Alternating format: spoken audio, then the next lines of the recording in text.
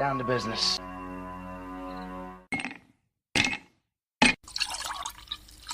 When he drinks, he thinks. That's the nectar of the gods, baby.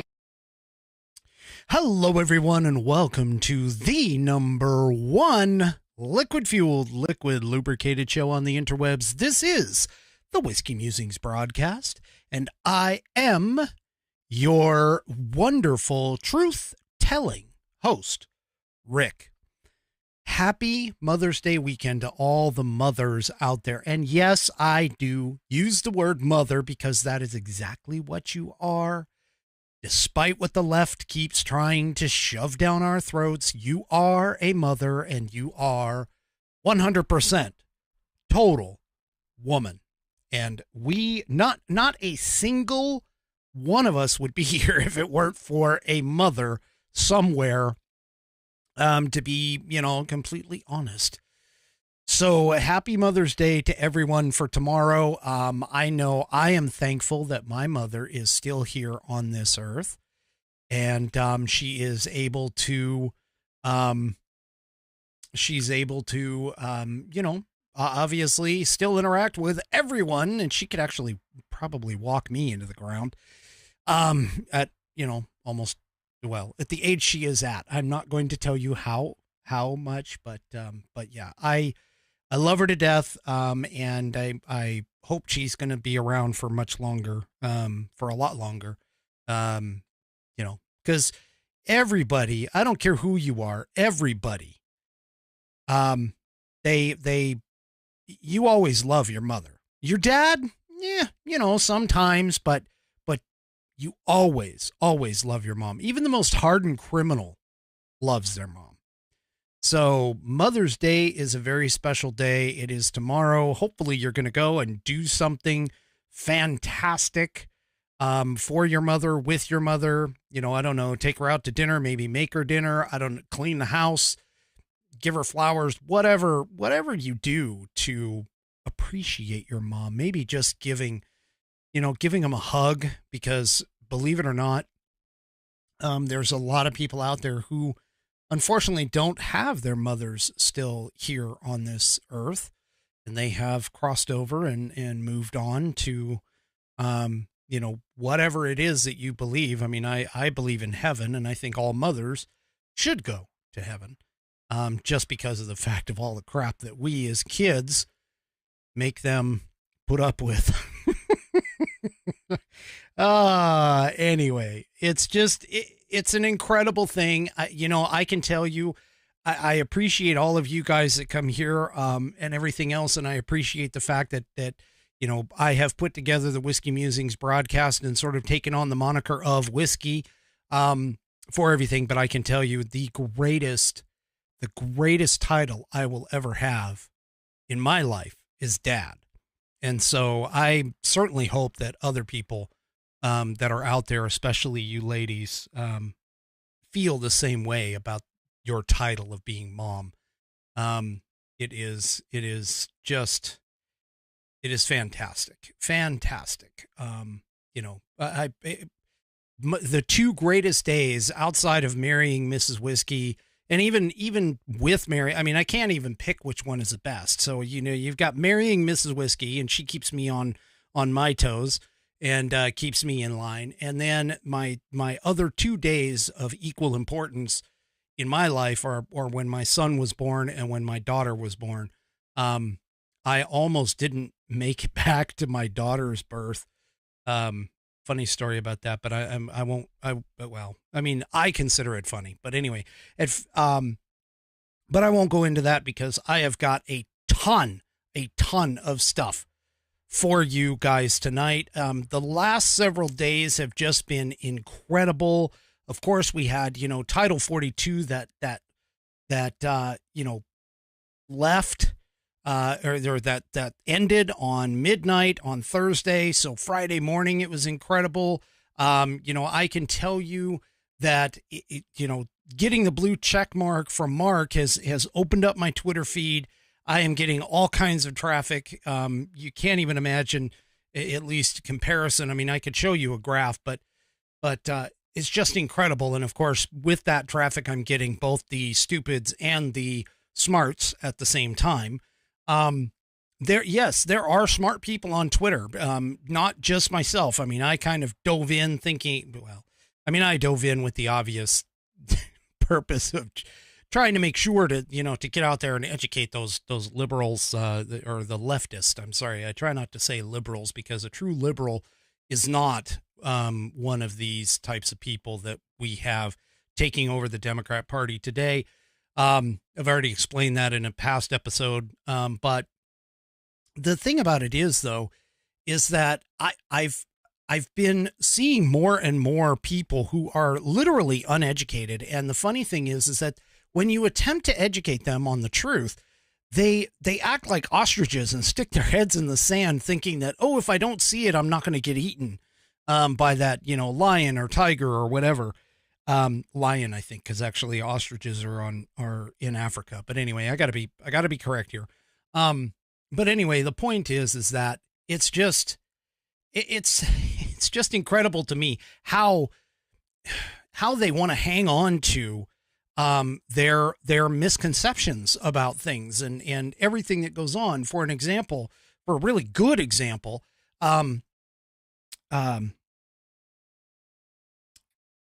what's her name? Oh, shoot. I forgot. Liz Cheney posted after the CNN town hall where, Trump, depending upon which side of the aisle you're sitting on, you would say either Trump wrecked CNN, or, the left is crying because it looked like it was all Republican folks, which I actually have something in here about that, by the way. But the thing about it is that Trump, and especially when he was talking about the ordering of the troops, where he was like, hey, I offered up troops on January 6th.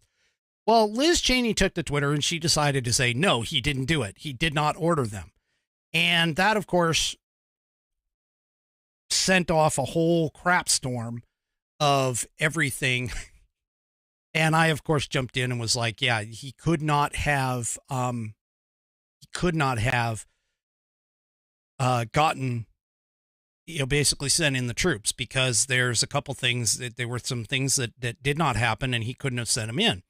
And I got this one person, I'm not going to say their name because I'm not going to glorify them, but they essentially were relentless in the idea that the National Guard, the DC National Guard, is fully under control of the president and he could have ordered them in at any time he wanted.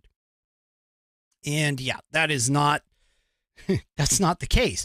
There's a couple things on, that would prevent him from doing that. One being the Posse Comitatus Act, which was passed shortly after the Civil War, mainly just because of the fact that the United States Army was going around and, taking on the civilian policing roles, and they were, people were taking offense at that and so on and so forth. And so the Posse Comitatus Act was passed to prevent the regular army from performing civilian police duties. Shortly after that, the National Guard, and I'm just kind of expounding here just a little bit, but shortly after that, the National Guard was created, and the National Guard was created under what's called Title 32. And they actually have a split functionality. One being that they are responsible to the governor of the state when operating on American soil.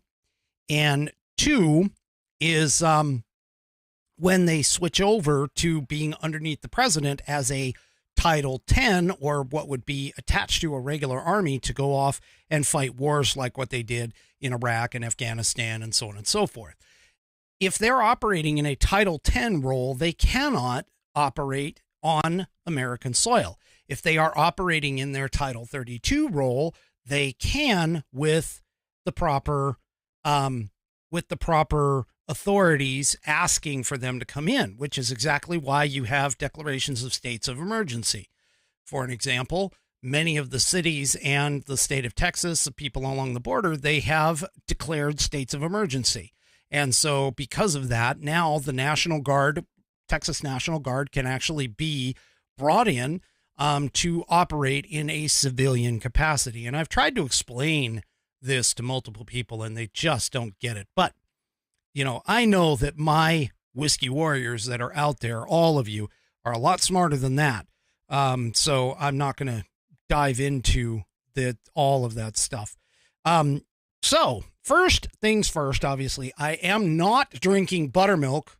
I saw that, buddy, over on Rumble. I saw that. I'm not drinking buttermilk.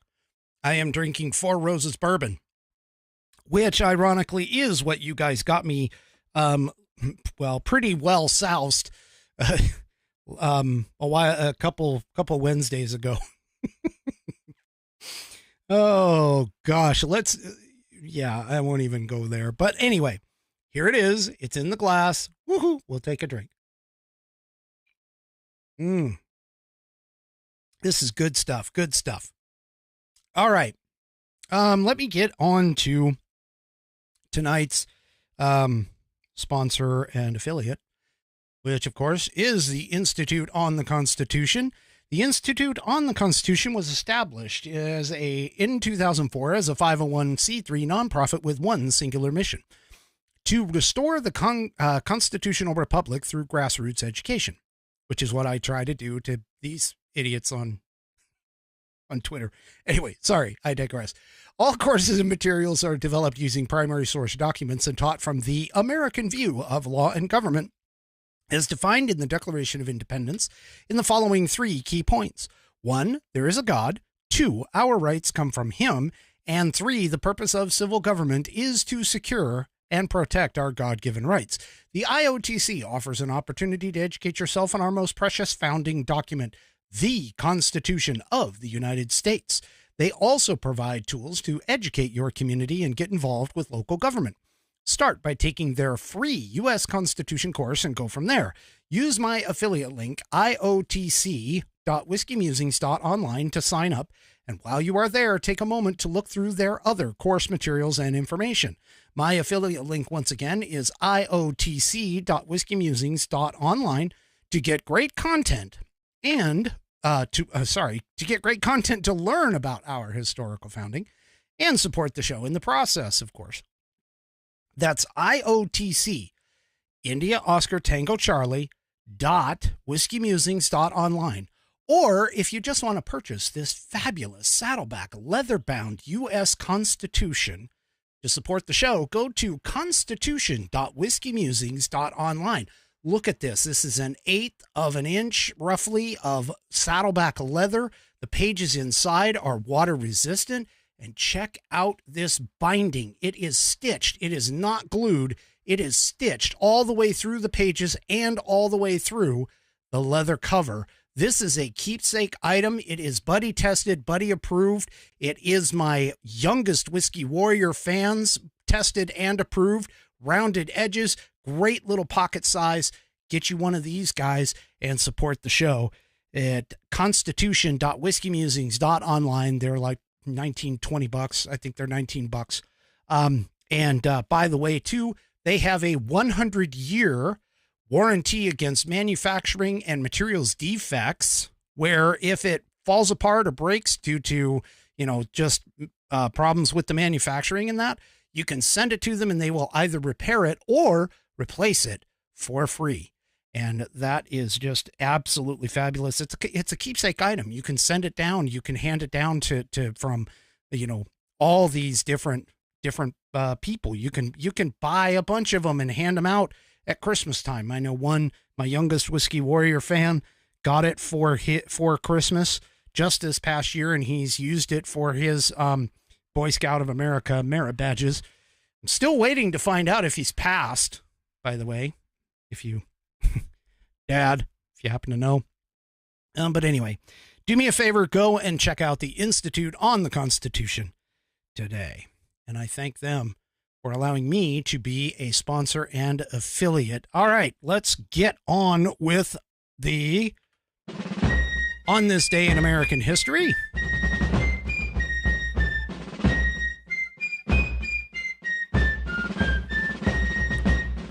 Which, of course, for On This Day in American History, we read from the American Patriots Almanac from William J. Bennett and John T.E. Cribb. This is a awesome book. I get nothing from this. If you go out and you buy this book, you can find it where booksellers, all kinds of booksellers pick it up. And it has got a plethora of information with inside, sorted out in a daily format. And of course, I only read it on Saturdays, but it's sorted out in a daily format. Plus, they've got several other parts and pieces of information in here about the presidents, about flags, about all kinds of stuff. And just go and get you one. Definitely. All right. So tonight is May 13th. Had to check the date just to make sure. May 13th. This is discussing the Arlington National Cemetery. Now, I've never been, but this is on my list of a place that I want to go.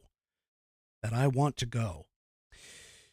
May 13th, 1864, Union soldiers buried the remains of 21-year-old Private William Henry Christman of the 67th Pennsylvania Infantry, who had died 2 days earlier in a Washington, D.C. hospital from complications related to measles. The Civil War was entering its third year, and cemeteries in the capital were full. So Private Christman was laid to rest in a new burial ground on the Virginia side of the Potomac River, on the edge of an estate once belonging to Confederate General Robert E. Lee, thus becoming the first soldier interred in what is now Arlington National Cemetery. 1 month later, the War Department officially designated Lee's estate as a military cemetery. The action was instigated by Quartermaster General Montgomery Meigs, who considered the Confederate general a traitor and wanted to make sure his family could never return to their home. Today, Arlington National Cemetery covers 624 acres and contains more than 300,000 graves. It averages 28 funerals a day, Monday through Friday. Veterans of every conflict since the Revolutionary War are buried there. Until 1967, all honorably discharged veterans could be buried at Arlington.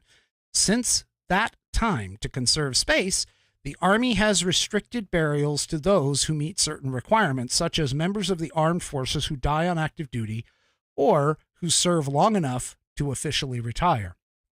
Arlington National Cemetery is home to several famous monuments, including the Tomb of the Unknown Soldier, another one of my favorite places to go, that I've never been, but I want to go. President John F. Kennedy's grave, and the Lee Mansion, the latter maintained by the National Park Service as a memorial to Robert E. Lee. Most striking, however, are the miles of small white stones marking the graves of those who served their country. They make the place one of the nation's most revered grounds. And that is today's On This Day in American History. You know, it's a very somber place to go. I don't know if anybody has actually watched the changing of the guard at the Tomb of the Unknown Soldier before, but they ask for specific things like no picture taking, keeping quiet, etc., etc. And yeah, it's just one of those places that I think that every American, along with, I think every American actually should go to D.C., other than the having to deal with the idiots that are there now. But one of the things that is, it's just an incredible place. There are so many things at our nation's capital that deal with the American history. I mean, I've been back east and I've been around Boston. I've been to, Bunker Hill. I've been to, several different places. I think the Battle of Concord, the grounds there. And so one of these years, once I retire, and maybe even a part if I ever get a chance to do the Whiskey on the Road like I want, maybe I'll do a run through on the East Coast and hit all of these fantastic historical American landmarks. It is just amazing to me. But anyway, all right. So I have a bit of history also for the question of the week this week, which I think you guys will be fascinated by. But before I get to that, of course, let's dive into our articles for today. And the first one, of course, has to deal with Title 42. I mean, we have to deal with Title 42 ending. And I'm not exactly sure if you guys know this or not, but apparently there is a federal judge who put a order on a stay because the Florida, here we go, Ron DeSantis again. Florida went ahead and sued the federal government for the ending of Title 42. And in particular, the part that they sued over was the catch and release scenario, where instead of, barring these people from entry or hanging on to them until they got their court dates, the government was actually going to just do a catch and release function. They were going to get their information and then just release them into the interior of the United States. Well, apparently a federal judge in this trial said, yeah, that's not going to happen. And so he put that on the whole thing with regards to Title 42 ending. Well, the Biden admin, according to this article in the Epoch Times, the Biden admin is seeking to resume what they call the fast track release of illegal immigrants. And so the Biden administration on Friday asked the federal judge to resume the fast track release of the illegal immigrants in a court filing. So this was just yesterday. In a ruling, Florida versus United States, and there's the case number right there, the U.S. Judge T. Kent Wetherill II issued a temporary restraining order on Thursday night against the Biden administration's new parole policy that would have replaced Title 42, the measure that allowed for the immediate expulsion of illegal border crossers to Mexico during the COVID-19 pandemic. The policy, titled Policy on Parole with Conditions in Limited Circumstances Prior to the Issuance of a Charging Document. What the hell is it with lawyers? They've got to come up with a frickin' why do you have to have such a long frickin' title? Okay. I mean, let's be honest. Most of our laws and most of the laws on the books in this country, I'm sorry, I'm taking a really big digression, but some of the laws that that we create, these lawyers put in so much gobbledygook the average person can't freaking figure out what the hell is going on there. It's just a mess. And by the way, just Sabo OH over on Rumble asks, does anyone know if I have to put in a discount code during the checkout for the Pocket Constitution? I am not sure how Whiskey gets credit. Here's the deal. Go to constitution.whiskeymusings.online. And if you go to that, and keep in mind, it will not work. It doesn't work very well if you try to do it through like Facebook or whatever. You have to actually open up a separate browser to do this.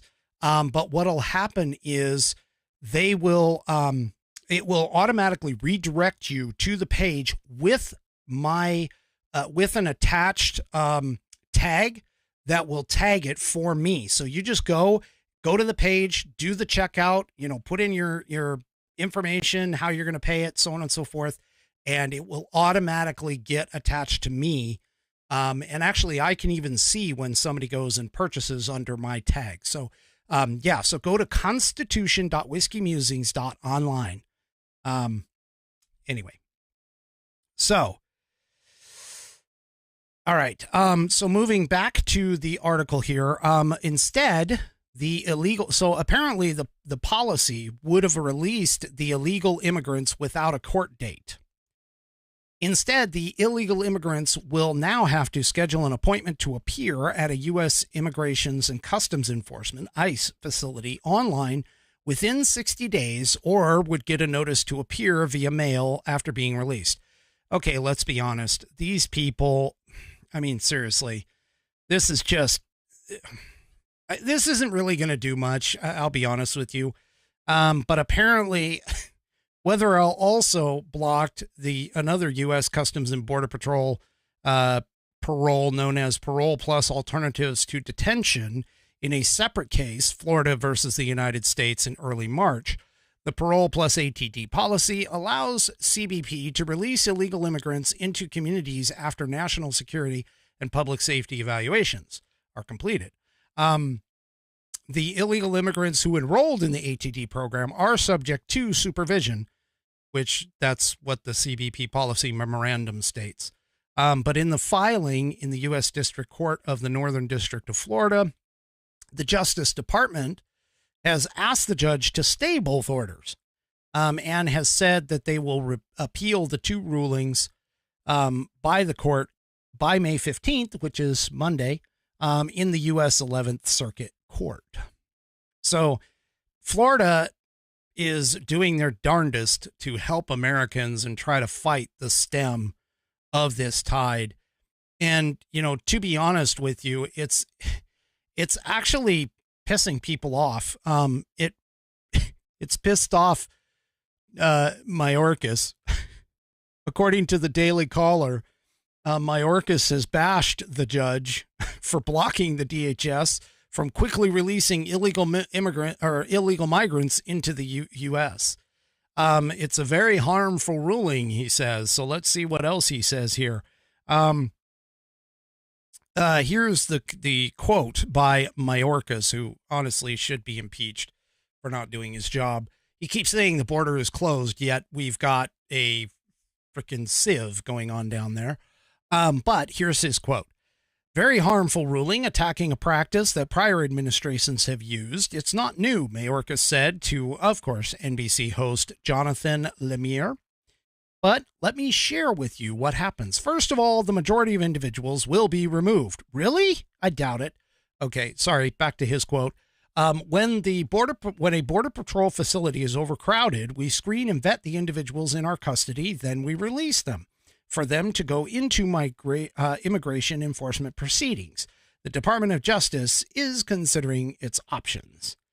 So the Daily Caller News Foundation obtained documents detailing the Biden administration's plans to allow migrants to be released on parole with conditions without any means to track them or giving them court dates.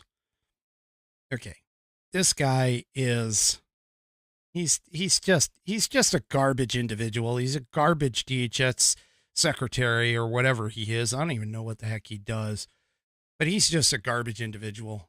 Just garbage, total garbage. I can't even imagine. I mean, the only reason that the guy still has his job is the fact that the Republicans only hold a thin majority. It's just, I'm sorry. They created this crisis. They created this problem. And yet they keep saying there is no problem. But we have video evidence that there is a problem. And all of these people who are coming up, they're not even like coming from Central American countries for the most part. There's people from China. There's people from Cuba. There's people from all different places. I mean, last I checked, China's not in South America, folks. And by the way, Erroneous Podcast says, gotta wonder why they want them here. Well, that's pretty obvious. They want them to clean their houses, according to Pramila Jayapal, a garbage representative from here in my home state. And they want them to clean, to do their lawn services and things like that. That's what they are after. Okay. Let's just be honest. That's what they want. They want to essentially get them into things that Americans are too snobbish to go and actually do in terms of jobs. And they want to use them as de facto slaves. Let's be honest with it. Anyway, I mean, seriously, have you ever seen the difference between like a Mexican, for an example, a Mexican, I think they call it the peso in comparison to the US dollar. I mean, they can work for literally very low wages here and go back to Mexico and live like kings. So yeah, that's just a yeah. And also the other thing too is that they keep pushing the illegals to be able to vote because they expect, and Sabo OH over on Rumble says the same thing, plus they want their vote to stay in power. That is true. There is this whole thing called the replacement theory, and, the Democrats keep saying it's not real, but the reality of it is that, yes, it actually is real. And, Senator Dick Durbin and several other senators on the Democrat side have clearly discussed it. The Washington Times, I think it was, New York Times did a full piece on it titled "We Can Replace Them," which Dan Bongino has highlighted in multiple occasions. Yeah, these people are just, they just want this stuff. And by the way, just in case anybody missed it, as kind of a side note, Elon Musk has decided to name a new Twitter CEO. We already knew that he was eventually going to leave as the CEO. He's got more important things to do than deal with Twitter. However, the woman that he has named came from NBC Universal and has consistently been on board with things like censorship and everything else. I'll be honest with you, I'm kind of upset in a way because I just got my blue check mark, and if Twitter goes down into the toilet yet again and goes against conservatives, and starts stifling them, I feel like it was a waste of Mark K's money to do that. But yeah, I'm just nervous about that. But we're back to the whole censorship thing, guys. We really are. Check this out. I caught this from the National Post. Apparently, Facebook is now censoring Title 42 migrant influx news. And this is in particular directly against the National Post. It's not, as far as I know, it's not widespread. However, if you don't see it, how the hell do you know whether or not it's being, spread? But anyway, apparently, Facebook has decided to block the National Post from sharing a report on what even Joe Biden admits will be a chaotic influx of migrants this week into the United States as Trump-era immigration controls expire, which that's Title 42. While the border crisis may have seemed bad already, Title 42 expulsions authorized by then-President Donald Trump's invocation of the Public Health Services Act in 2020 have seen an astonishing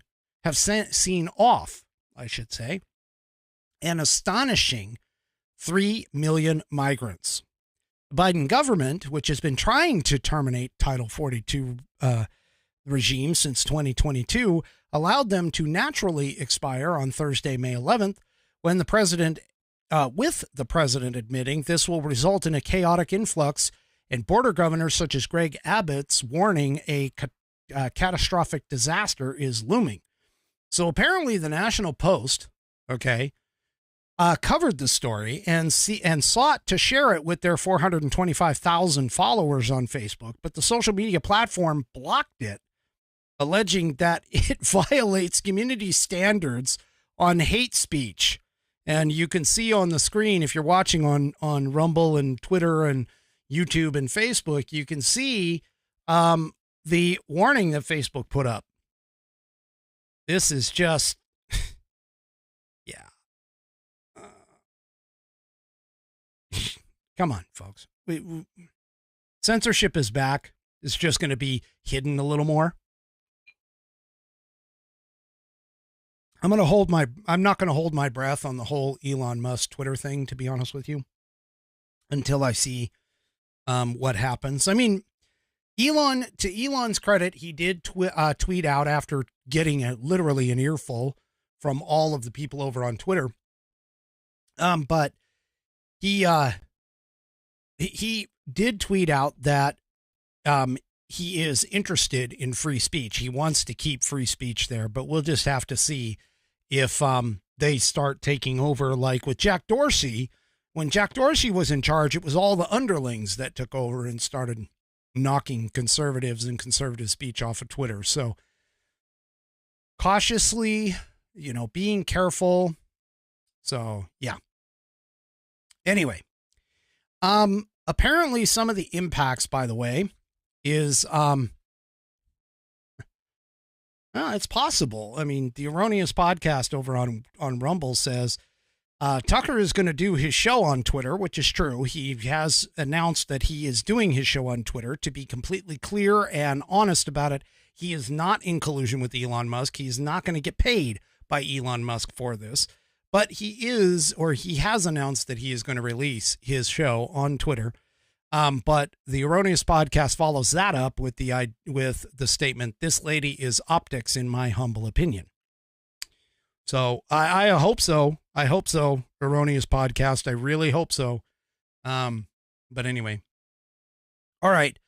So apparently Title 42 ending is not only affecting the border towns, which they're having some serious problems down there, but we also have this report from the New York Post that talks about homeless vets are being booted from New York hotels to make room for migrants, according to advocates for the vets. Now, the title is a little misleading. I'm going to call out the New York Post on this because when you read that, you think, oh, the homeless vets are like turning into homeless again. But actually, they're not. They were moved. And when you read the article, they were actually moved from one hotel to another. However, there is some suggestion that the reason that this is happening, the reason that this is happening is because of the fact that the hotels are potentially getting paid, and I got to find where that is, are potentially getting paid more. So here's an example. Apparently the advocacy group that actually was paying for the hotels, all right, basically said that they were paying $88 a day. It was a nonprofit program, and they were paying $88 a day for the veteran to be in the hotel. But the hotel apparently has, or some of the hotels that were involved in this, and I'm not going to go and necessarily talk. You can go and take a look at the article and kind of read some of them. But it's unclear as to what the city is actually paying.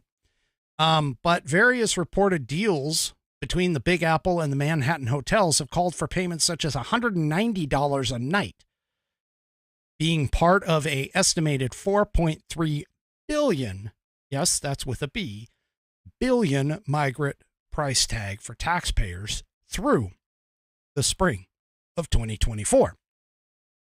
So in other words, there is a suggestion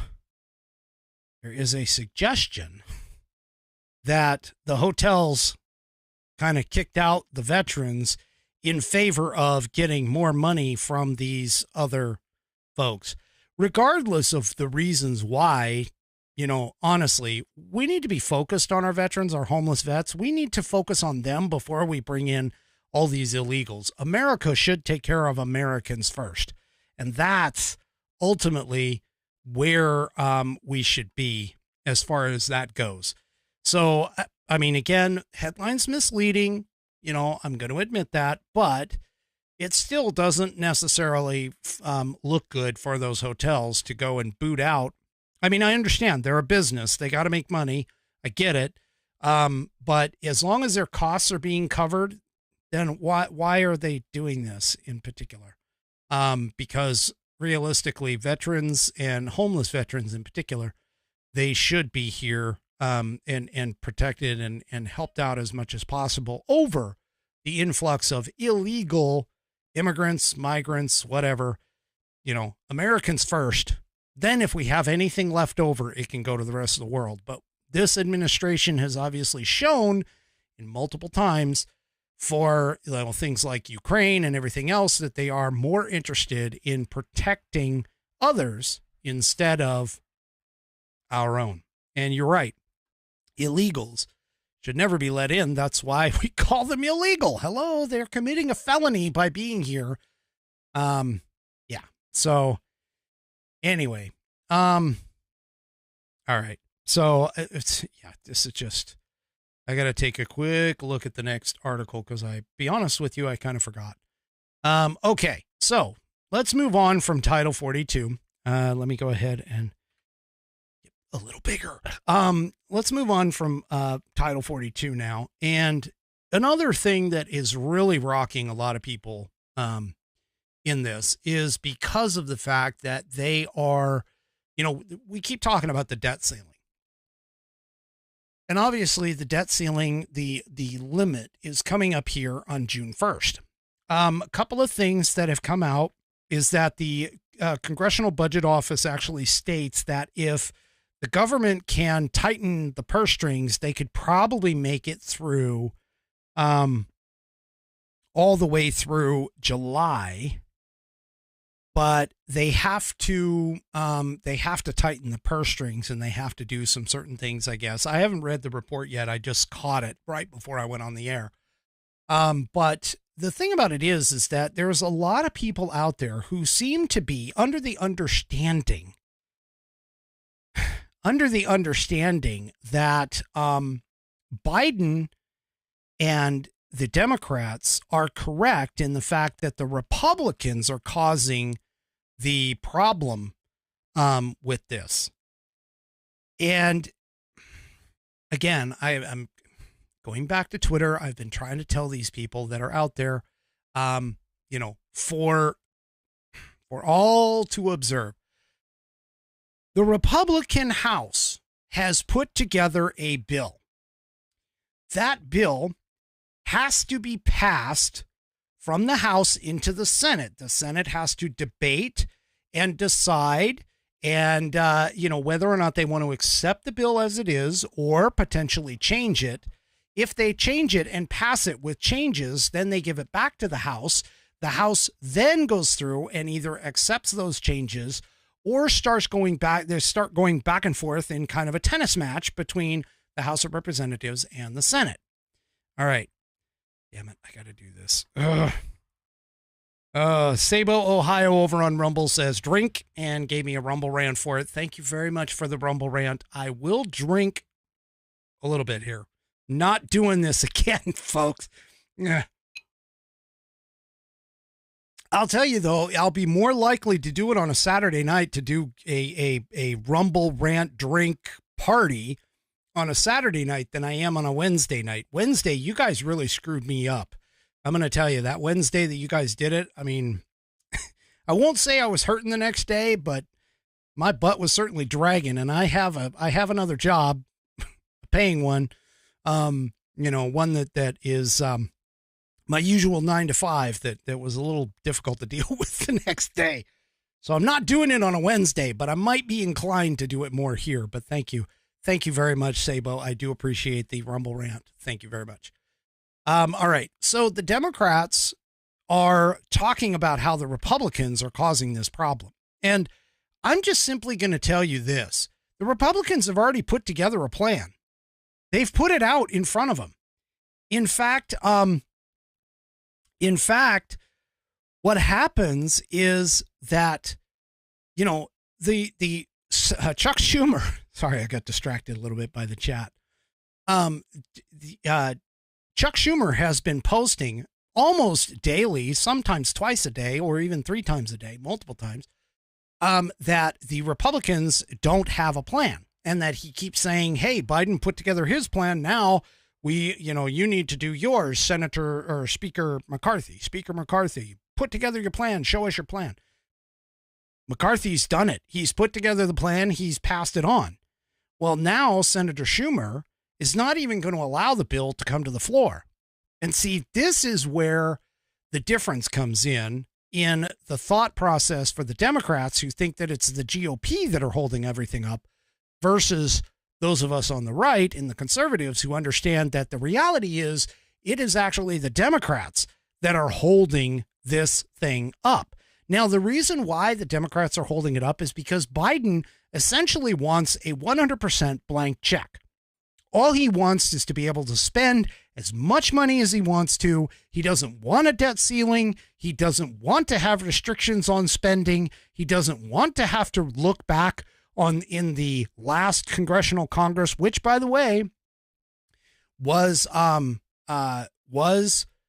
the Democrats that were in charge and passed all of those bills that raised the debt ceiling, that added trillions to our debt, and so on and so forth. And to our deficit and that kind of stuff.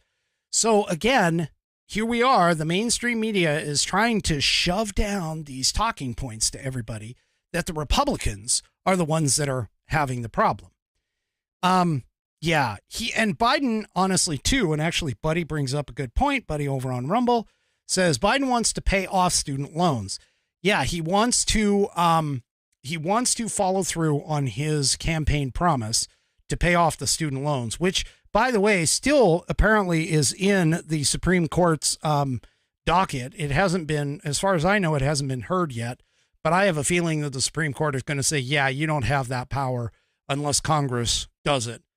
Because again, hello, Constitution. Anyway, okay. So the Democrats' position on the debt ceiling, apparently, according to David Harsani over at PJ Media, he pretty much says the Democrats' debt ceiling position makes 0 sense. And, Karine Jean-Pierre, the absolute worst press secretary ever in the history of press secretaries, tried to explain, and this is just fabulous, tried to explain that if you buy a car, you are expected to pay the monthly payment. It's that simple. Well, duh, Karine, if you take out a student loan, you're expected to pay the monthly payment, sweetheart. Anyway, so I can't believe how stupid these people are. You can trap them so easily just on their own words. But anyway, so the White House press secretary is apparently unaware that the regular order would entail Senate Democrats passing a bill and then negotiating with House Republicans, who have already passed the bill, raising the debt ceiling by $1.5 trillion into 2024. So again, here we go. The Republicans have already said we'll raise the debt ceiling. We will go ahead and allow you to pay off, stuff for the next year. We need to negotiate beyond that, but here you go. Okay. And over on Rumble, Daybreak 3 gave me a Rumble rant saying drink. Here we go. And there you go. There's your drink. All right. I thank you for the Rumble rant, by the way. Appreciate that. All right. So again, the thing is that as this writer points out in the PJ Media piece, until this week, Democrats wouldn't even talk to Republicans on the matter. In the old days, this kind of absolutist position would have every newspaper wringing its hands about GOP obstructionism and the dysfunction of the political system. Today, outlets like the New York Times simply pretend that the Republican bills are apparitions. The editorial board apparently put out a article saying, are Republicans willing to raise the debt ceiling? Hello, they already have. This is the point that I was trying to make to all these people on Twitter, okay? They literally have put forth a bill. It is Joe Biden and the Democrats who are refusing to even come to the table to try and negotiate over this thing. In fact, Joe Biden has said publicly, I am not going to do anything until they take the restrictions on our spending off the table. And so, yeah, it's just, this is ridiculous, folks. If you try to blame the GOP for this, honestly, if you try to blame the GOP for this, you are entirely wrong. This is 100% at the feet of the Democrats, and especially on Joe Biden's feet, because he refuses to at least accept the fact that he's going to have to cut some spending elsewhere in order to do this. And here we go. Okay, drinking more, Daybreak says, and sends me another Rumble rant. So here we go. I'm pouring a little more in the glass, and I'll show you. You guys are going to get me freaking drunk is what you guys are going to do. Anyway, there you go. More's in there. Okay. There we go. I even took it down a little bit. So there you go. Thank you for the Rumble rant. Do appreciate it. All right. The thing about it is that Biden is really, really pushing to get this blank check, and he is not going to get it.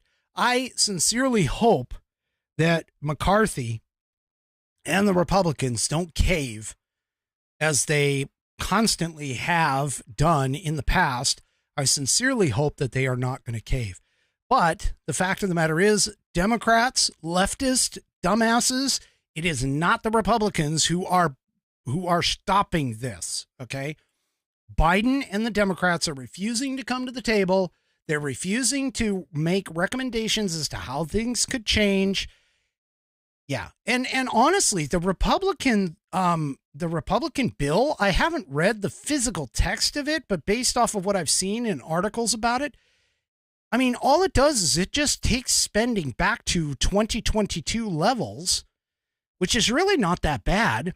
And it does ask for a rollback on some bills that got pushed through at the very last, right before the election, the last election that we had. So it's just, I mean, these people, they are snowing you. They are putting this in front of you and they are lying like Democrats always lie. I mean, you know, politicians lie anyway. They just do. But they, politicians lie, but these people are like doubly lying. They just can't. And by the way, Day says, I can't drink. I can, but you need to understand, I need to actually be able to function things like buttons on the board and keep my mind straight. Otherwise, what'll end up happening is I'll forget to turn off the stream and you guys will be like seeing everything. So anyway, all right, sorry. Moving on. So anyway, I mean, let's just be honest. When it comes to the debt ceiling and the whole debt ceiling issue, this is 100% on the Democrats right now. The Republicans have offered up their choice. Now it's time for the the Democrats to come to the table and freaking whittle it down until we get a consensus. That's the whole purpose of having a government. Okay? That's the whole purpose of having a government. Anyway. So yeah, just, I mean, don't believe the hype. Don't believe that crap. It really isn't. You've got to stop believing in the mainstream media and all this shit about the Republicans all this crap about the Republicans not coming to the table. All right. So, obviously we have, some of the things going on. The whole situation with Hunter Biden has heated up, with the Republican committee coming out with essentially saying, literally in the public space, in public sphere, that $10 million at a minimum that they know about was funneled between China and Romania to the Biden family. Okay.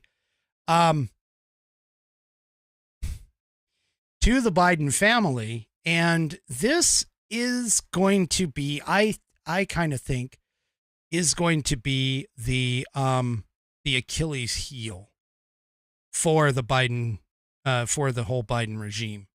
And honestly, I mean, as long as we actually get some action off of this, which realistically, I don't think is going to happen.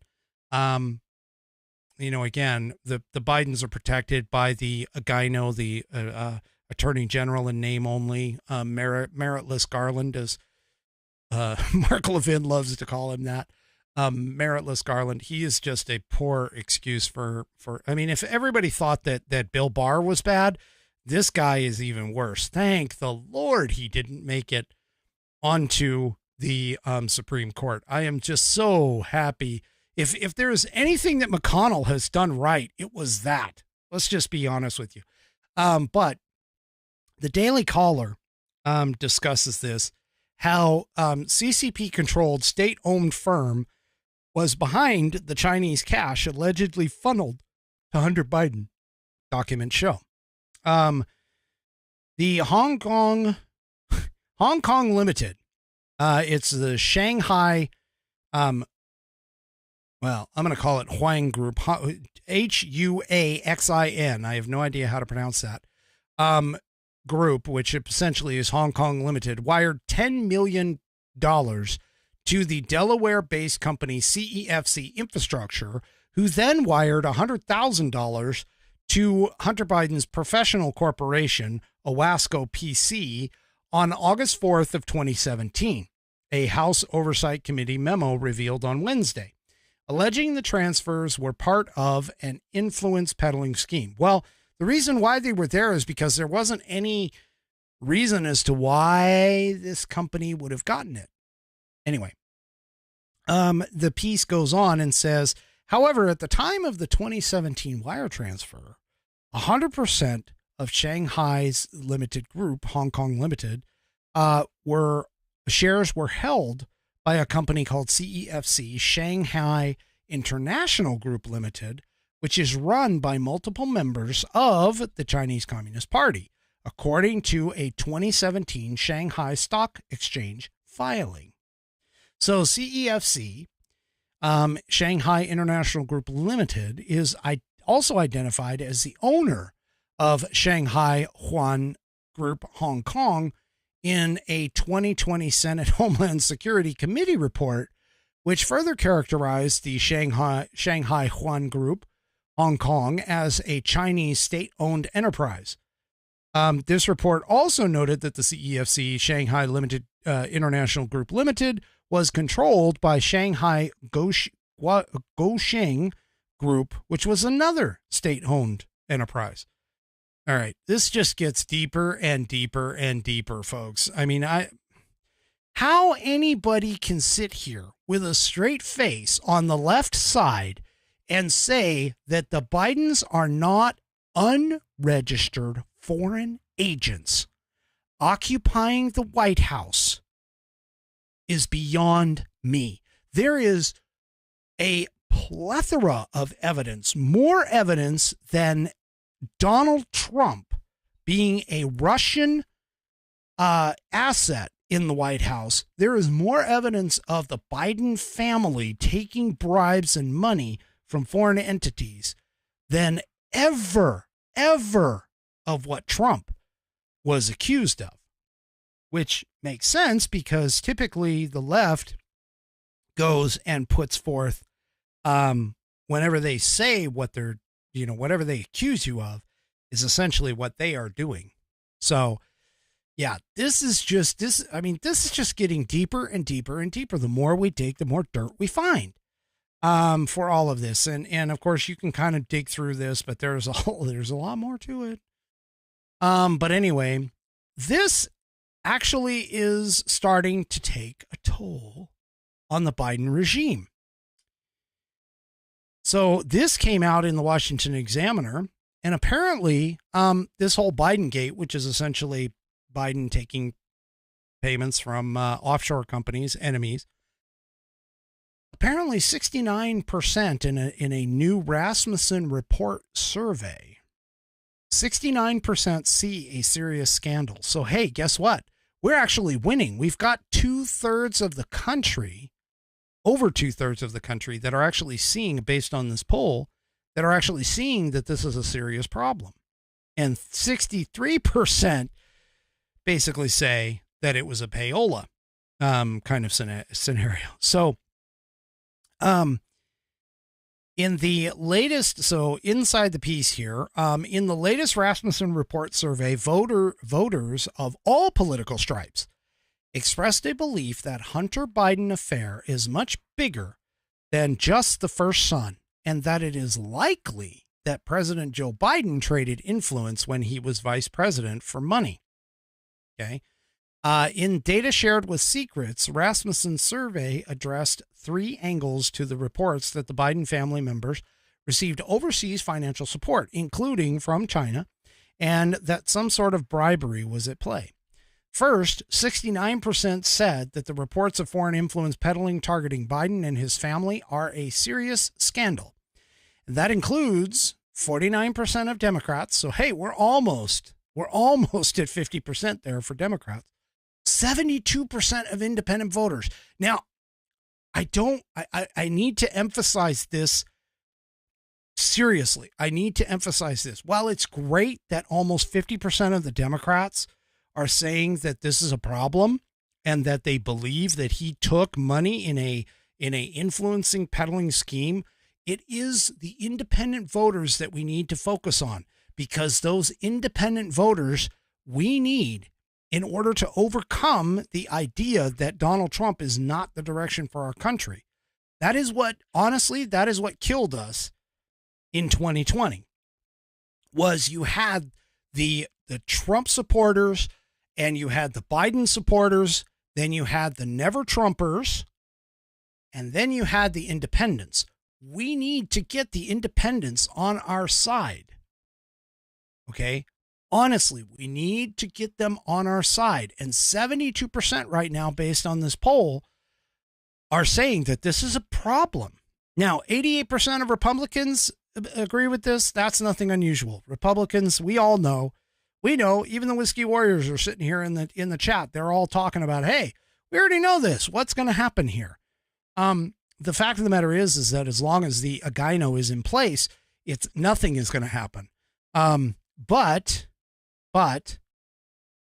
if we can get Trump or DeSantis or some Republican in office who has the balls to nominate a true attorney general, then I think we might see something right after the election. And so that, honestly, is where we need to focus. We need to get a Republican candidate in office, period. Okay? That's what we need. And to be completely honest, these guys, they're a little worried. So right now there's a full-throated, I'm not going to say this, but according to the Daily Caller, there's a full-throated panic. Yet another report, not just one, but this is multiples now, details how the Dems are privately fretting about Biden's reelection chances. I mean, let's face it here. Biden he's cognitively impaired, clearly. He has, well, as I titled tonight, everything that he considers a success is actually a failure. And so, yeah, they are starting to just freak out about this. And Outlaw Dogs, no, I don't see a lot of Facebook stuff. They could be chatting. Yeah, it doesn't look like it. It looks like there's nobody is chatting over on Facebook. I'm sure I've got people watching though, but nobody is chatting over on Facebook. I can't see where people are at, but I'm sure I'm probably going to get inundated with some people who are over on Facebook that might be watching on that, but it doesn't look like it is. So anyway, to get back to this. So Biden is clearly in trouble here. His numbers are underwater. He is under 40%. He's actually somewhere in the realm of like 35 to 36%, something like that. Yeah, it's just a mess. And so now the Democrats are freaking out about this. They're freaking out so bad. Honestly, they're freaking out so bad that they actually are already talking about impeaching Trump again if he gets into office. Seriously? Oh, there is actually people, they are actually talking about impeaching him again. The guy isn't even into office yet. We haven't even gone through the primaries. He hasn't even gotten nominated as the Republican nominee, and they're already talking about the doing more impeachments. And in this case, Senator Richard Blumenthal, which I think I've heard him speak, he's a complete idiot, but he told reporters Thursday that if former President Donald Trump wins the 2024 election and pardons some of the January 6, 2021 defendants, as he's said he would, which I think he should, honestly, I do. I think he should. that an impeachment trial would be warranted. Well, I hate to tell you this, Mr. Blumenthal, Senator Blumenthal. There's two problems with your plan. Number one, the Senate doesn't do the impeachment.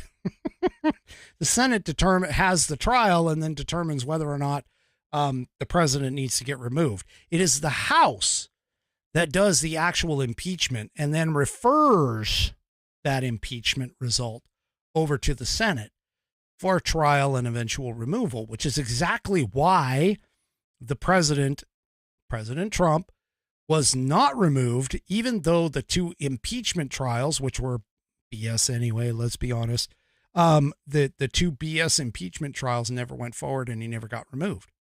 So you would think that Senator Blumenthal, who is in the Senate, would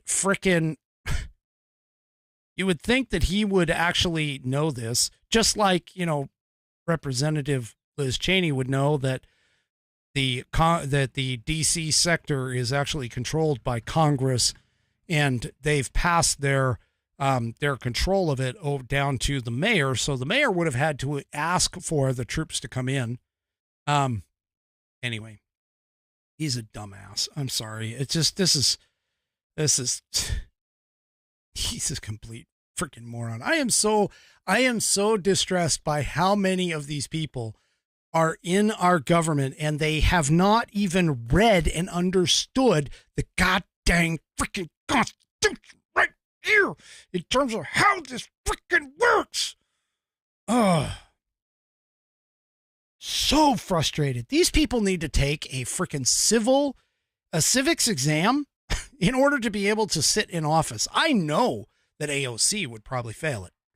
Probably. What am I talking about? I know she would fail it. If it didn't have anything to do with bartending, she'd fail it. Hell, her degree is in economics and she'd fail that. Anyway. Just a freaking bit. Oh, God. These people. I'm sorry. We are being led by a bunch of complete effing idiots. But hey, I'm going to keep transmitting. I'm going to keep getting out there, keep pushing, keep trying to educate the people who are actually interested in getting educated for it. All right. So continuing on with the idea of censorship, have you checked this out? This article, apparently a Fox White House correspondent has basically stated now that Biden admin officials are forcing reporters to submit pre-written questions.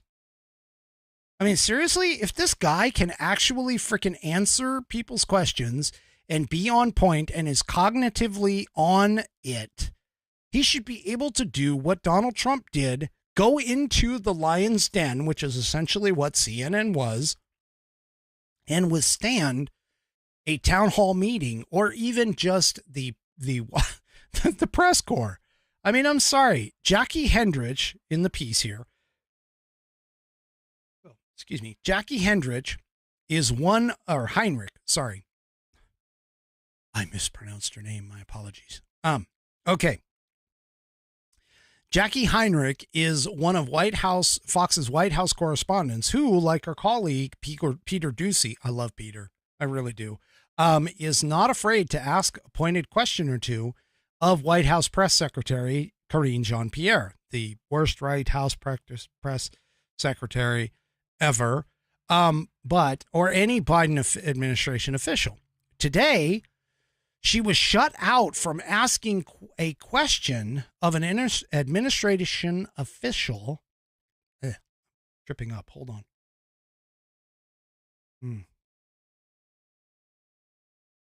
Okay. Today, she was shut out from asking a question of an administration official about the death of a migrant teenager who died in DHS custody. Yeah, I haven't covered that, but that happened. The shocking part of the story is that the reporters were required to submit their questions in advance. All right. Seriously, folks. I mean, come on. How much is this administration going to cover for the fact that we literally have a vegetable in the White House? I'm just saying. I mean, I'm just saying.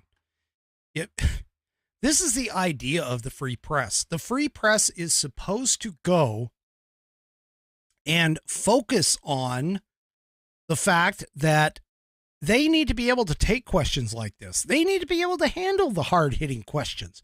They need to be able to respond in an intelligent and eloquent manner to be able to talk to the people and explain why they are doing the things that they are doing. If you don't have a president who can do that, we literally have a dictator. That's what we have. He's a freaking vegetable. And yes, mother dear, I know I'm going to just talk to my mother for just a second. Yes, mother dear, I do dislike this man. I think he never should have been in the White House. I don't know what the hell happened, but this guy is way beyond. Trust me, Donald Trump and my mother both have a much more cognitive capability than what this guy does. And I mean, they're all kind of right about the same age, without giving too much away. Anyway, I'm sorry. All right, moving on. Okay. So let's go on to the next topic. So here's the thing. I'm sorry, but this whole transgender thing, I've said it before and I'll say it again. This whole transgender thing would end really, really quickly if all women would actually just stand up and have the same, I hate to say this, but the same cojones, fervor, everything that Rosa Parks did, that when they wanted to get voting in, if they would stand up, I don't care whether you're Democrat or Republican, this is transgenders, meaning men in women's spaces, is entirely upon you. And I am completely against it. I have a daughter. You're a man, you don't belong in women's spaces. You got a twig and berries, you don't belong in women's spaces. You just don't. And especially, you do not belong in women's sports. Well, check this out. Only women can save women's sports. I am right behind Riley Gaines. I will stand up with Riley Gaines if she ever comes and, even if she would even come and sit on the program. First of all, I'll be honest with you, it would be a great day for the Whiskey Musings broadcast if she were to do this.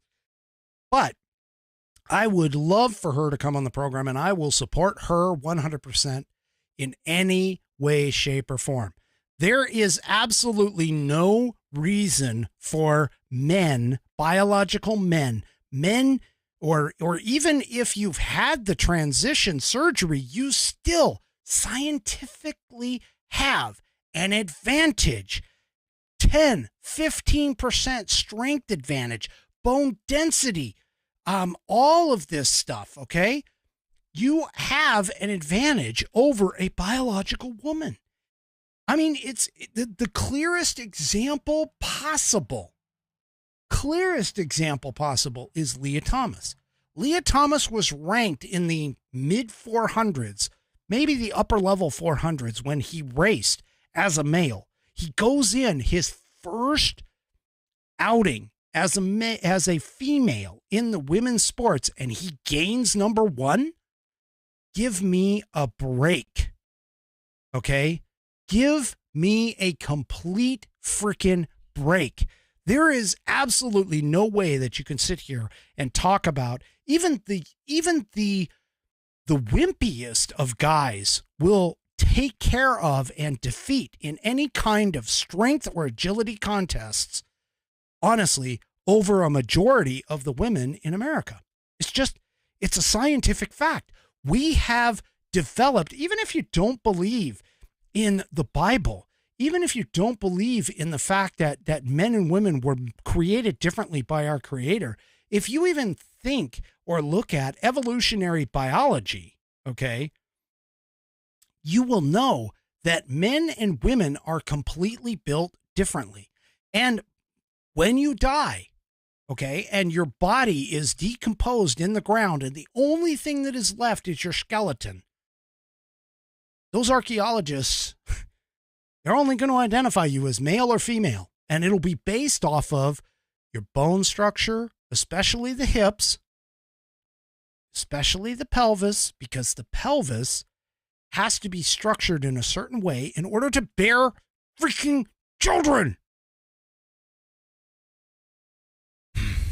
Anyway, the point that I'm making by bringing this up is, I'm sorry, but women, I can sit here and talk till I'm blue in the face. I can sit here and explain all of this stuff. I can sit here and push for, you know, women and men to be in separate sports and to have separate,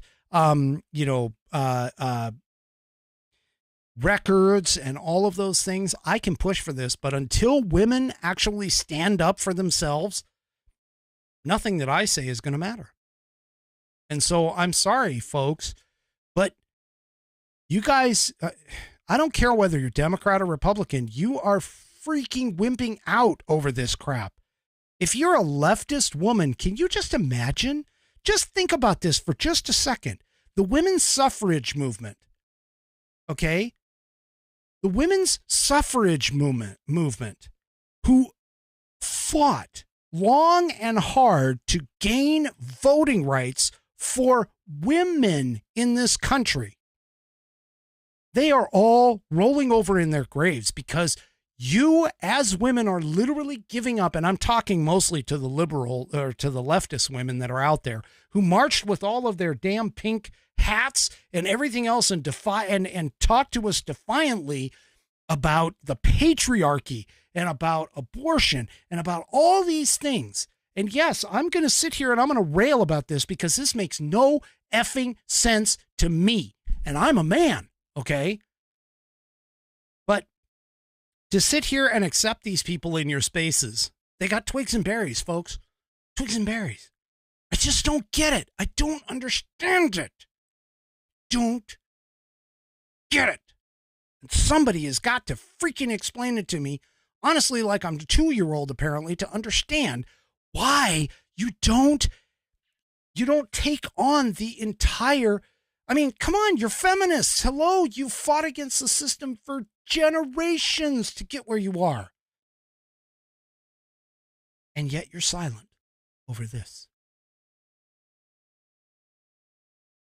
All right, apparently Sabo OH believes that I need to take a drink and has sent me a Rumble rant in order to do so. So here we go.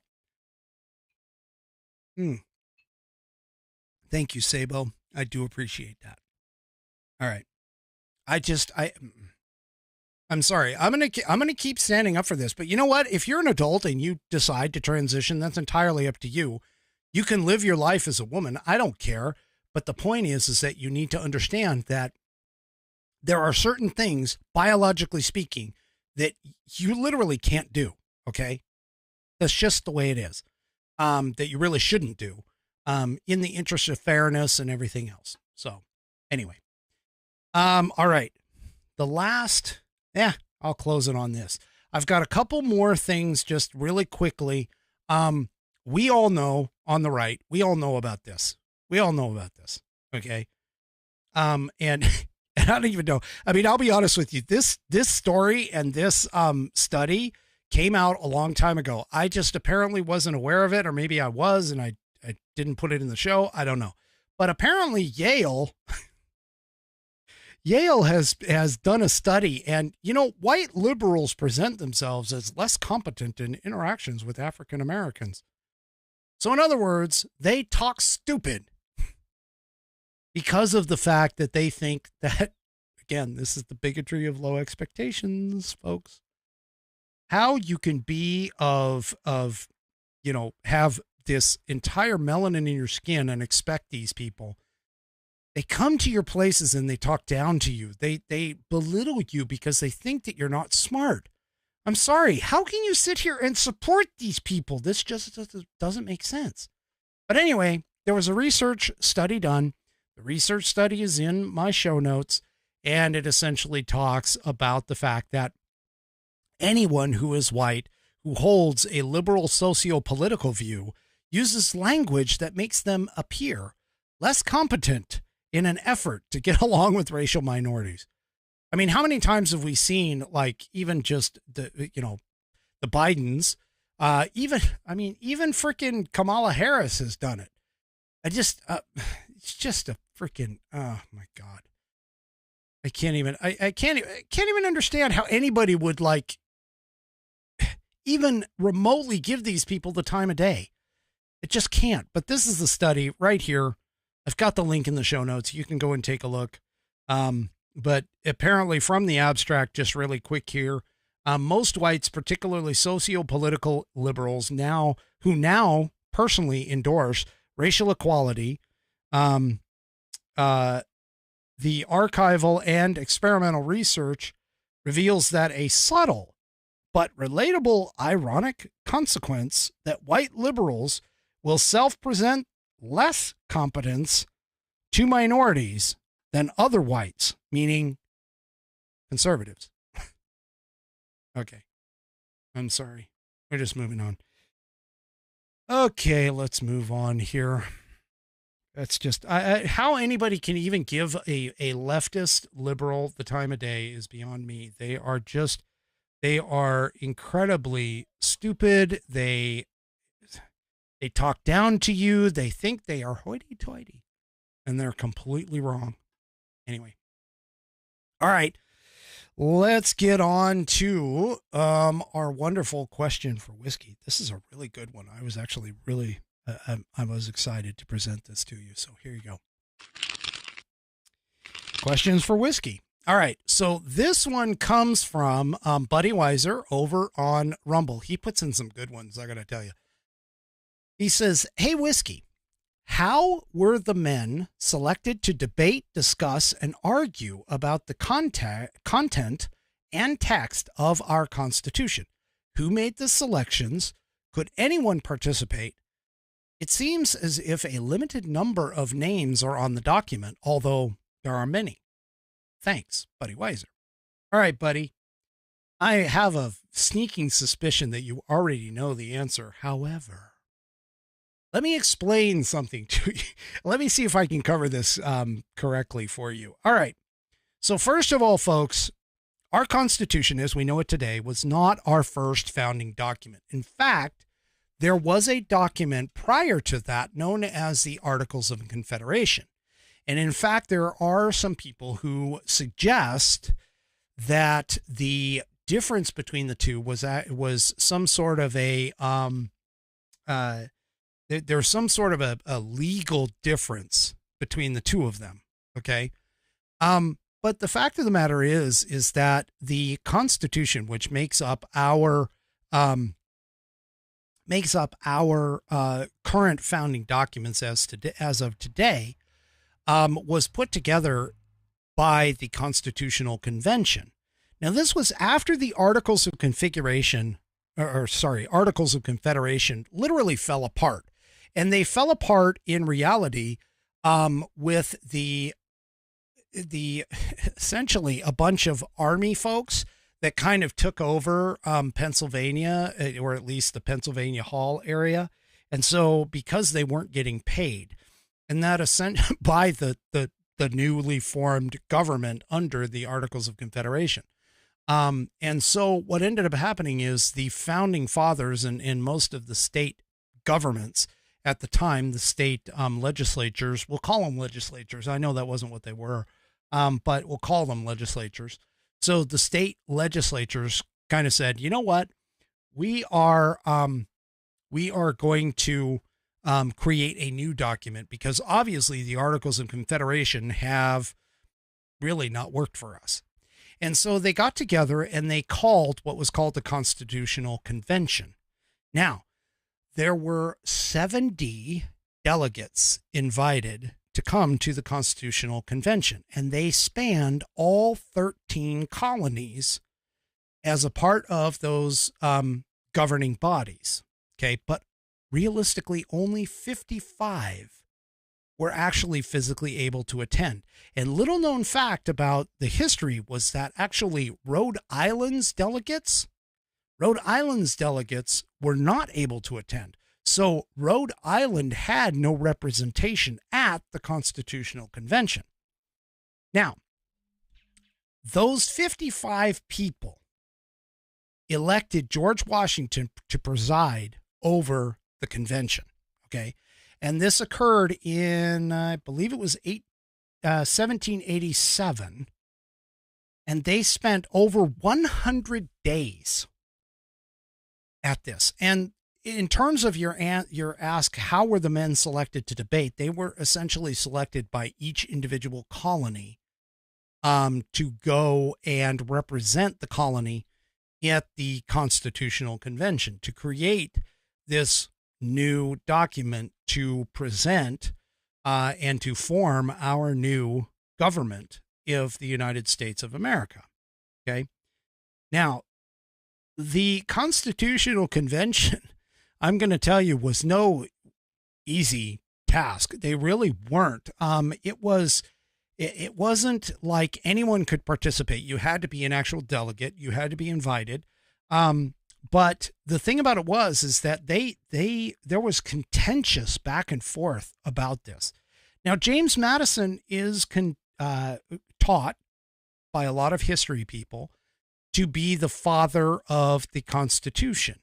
And in reality, yes, he's the one that penned it. Okay. He came up with a lot of the verbiage and everything else. But when he presented it to the Constitutional Convention, they argued and debated, and sometimes at some points even got into like actual fisticuffs over all of the things that were in the Constitution. Now, once the convention kind of ended and they went and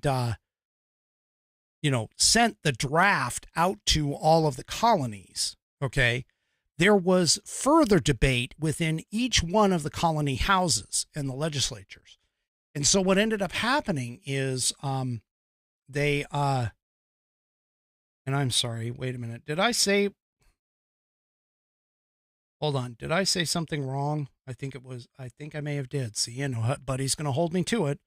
No, it was James Madison, who was often called, but he wasn't the only one.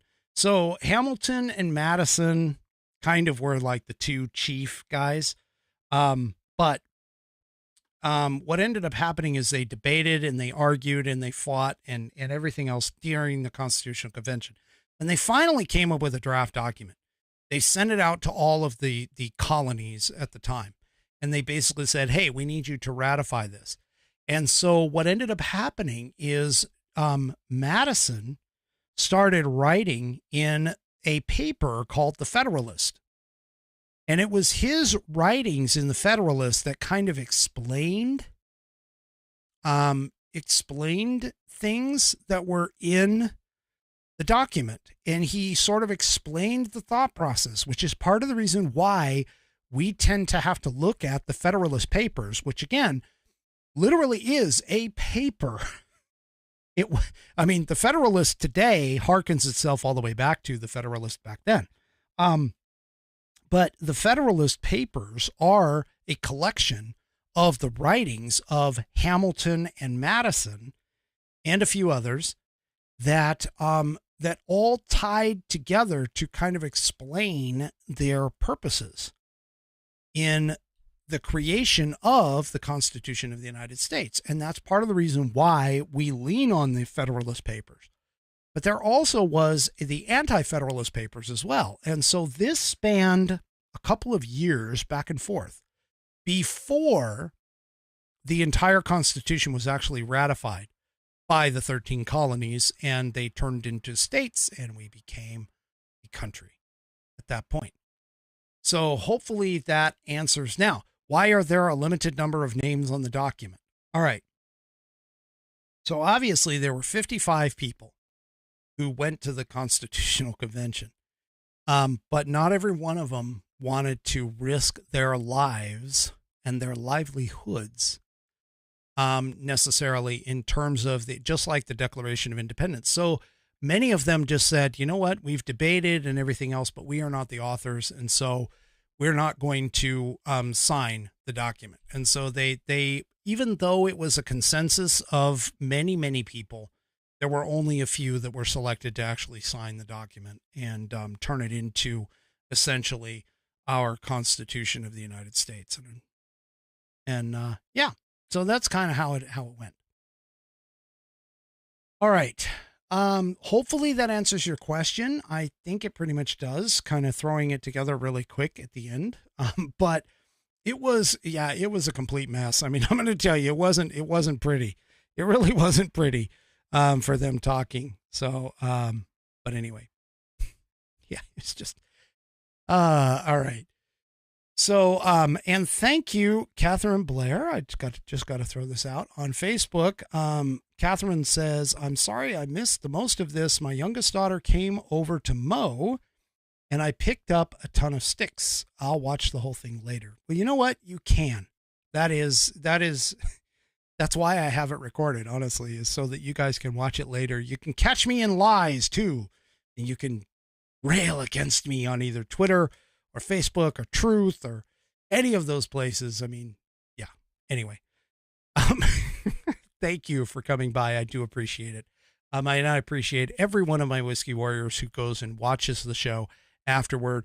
Speaking of that, do me a favor, since Facebook is potentially doing some of their things, and I know YouTube doesn't have a lot of traffic. So head on over to Rumble, please. Sign up and make sure that you follow the Whiskey Musings broadcast over on Rumble. I'm trying to get 10,000 follows over on Rumble. That will help me out immensely. It does a lot in terms of advertisement, in terms of being able to go and talk to sponsors and advertisers. I'm sure you guys are getting tired of hearing about TGRN and about the Institute on the Constitution. I would love to expand my my sponsor base as well. So, you know, the only way to do that is to be able to prove that I got a bunch of people watching this. So do me a favor, help me out. So head on over to Rumble and get yourself an account and everything. The free speech alternative to YouTube. I hope you all enjoy tomorrow for Mother's Day. You guys are absolutely wonderful. And, you know, mothers, I'm telling you, none of us would be here if it weren't for you. And I know that my mother, we had a lot of trying times when I was a kid. But I got to tell you, there's going to come a time, seriously, even if you're dealing with teenagers right now, there's going to come a time where they will all of a sudden grow a brain and they'll go, oh my God, Mom and Dad were really right. And when that moment comes, I'm still waiting on mine a little bit. But when that moment comes, believe me, it takes all of the pain and heartache and angst over the teen years completely away. Do me a favor, enjoy your mother tomorrow. Enjoy your Mother's Day. We'll see you next time, Wednesday night at 8 p.m. Eastern, 5 p.m. Pacific, right here on the Whiskey Musings broadcast. Good night, everybody. The Whiskey Musings broadcast is produced by Active Eye Media, LLC. All rights reserved.